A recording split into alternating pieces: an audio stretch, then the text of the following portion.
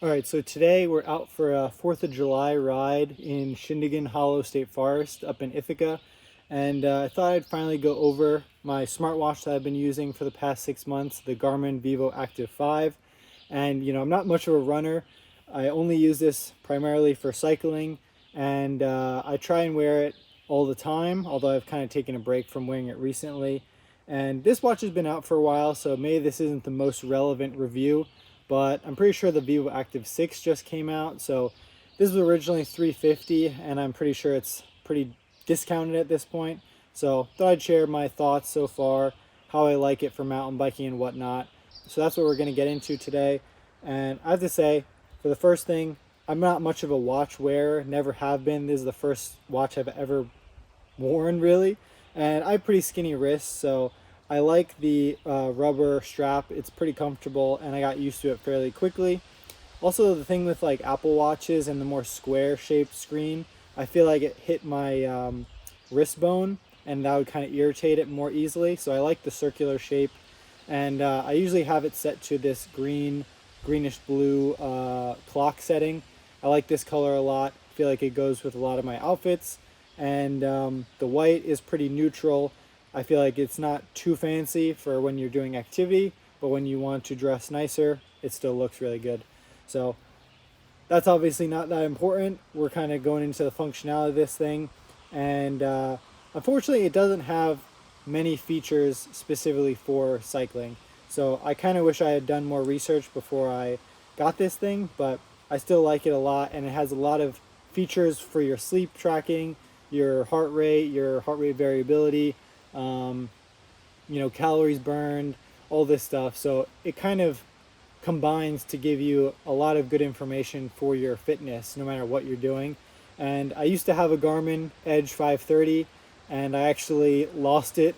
It fell off my car while I was driving. Didn't realize it was on the front of my hood, and so that was really sad. But eventually I hope to get another one, and I'll connect these two so I could get more of a better cycling experience, because this doesn't really cover everything. So first we could get into setting up the ride for today.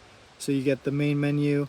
You can go through all your various tabs, but if you press, you can go into the activities menu, scroll down to bike, and then it waits for the GPS to connect. It usually connects pretty quickly. I would say it takes a minute, and I've never had an issue where the GPS just like lost connection during a ride or an activity. Even here today, there's no service here, but that shouldn't be a problem. So now it's ready to go, and we'll press the top right button again to begin. And unfortunately, it only has a few parameters. Right here, it's got distance, average speed, average heart rate, and time of day. And you can scroll up. It gives you like lap times and stuff. I don't really understand why lap times are even much of a feature. I don't use it. And then your heart rate, you can see what zone you're in, which is pretty useful. I like looking at the average heart rate as my ride goes along, kind of get a sense of how hard I'm pushing, but it doesn't show you the elevation gain. And I think that's the thing I wish it had the most. I don't think you can add it to this screen, but I haven't really gone into the settings too deeply. But yeah, it just seems like you're kind of given the same options as if you were running, but for biking, and it's not that great. So obviously I have to wait until I upload my ride to get any of these parameters and check it out for myself. With that being said, I think we'll get this ride actually started, and yeah, I'll talk about some of the things I like about the watch so far. Alrighty, so heart rate's already being tracked, 1150. We're gonna get this ride started.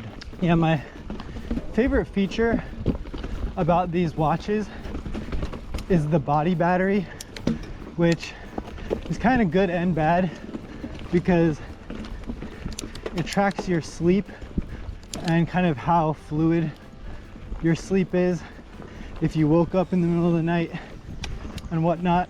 So it can be pretty addicting to try and get a good body battery. And for me, I've been able to use it for getting prepared for races and kind of bigger rides. And you start to notice patterns like, oh, if I drank coffee a little bit too late in the day, or I had a drink or two in the evening, it affects your sleep. Even if you got 7 hours of sleep or 8 hours, your body battery might not be fully restored to 100. So I think you can get kind of obsessed with it. And my girlfriend likes to joke that I am obsessed with it.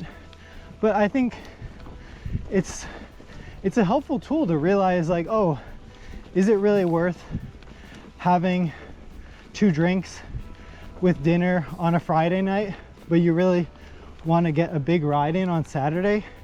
And yeah, you might have the time to sleep in or whatever, but your sleep is still going to be affected, and thus your performance. So you kind of have to weigh those odds. Garmin gives an hour magnitude, and often when I'm doing harder rides, my recovery can go from 0 hours all the way up to 55 hours or more. This feature I take with a grain of salt, but it really shows you how poor sleep will slow your recovery. Personally, I don't pay this number too much attention as long as I'm seeing it decrease steadily as usual. It's not like if it says I need 10 more hours recovery, I actually cancel a ride or activity because of that. It does taper my expectations though, and I think that's valuable. It helps me plan more realistic activities, and I think that leads to more fulfillment from my rides. One anecdote for me is when I ride a big ride on Sunday and my time till full recovery spikes to 55 plus hours. Then I work some night shifts during the week, and then I really see how little and poor sleep stagnate the recovery process.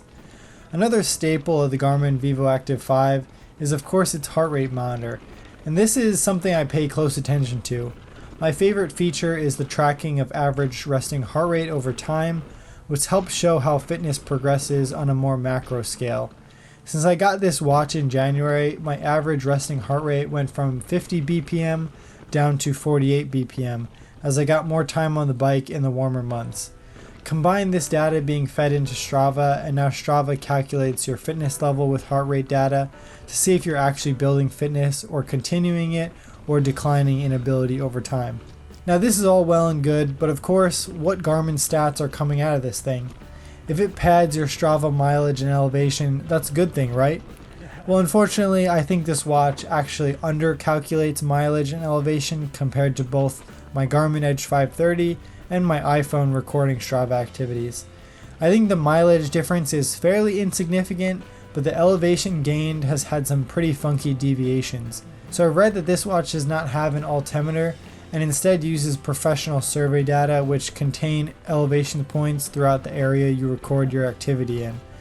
This allows Garmin Connect to give you an estimated elevation reading for the activity that you recorded.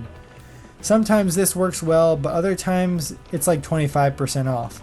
For example, my friend and I did a normal ride at Stillwell Woods on Long Island, and we did about 9.5 miles.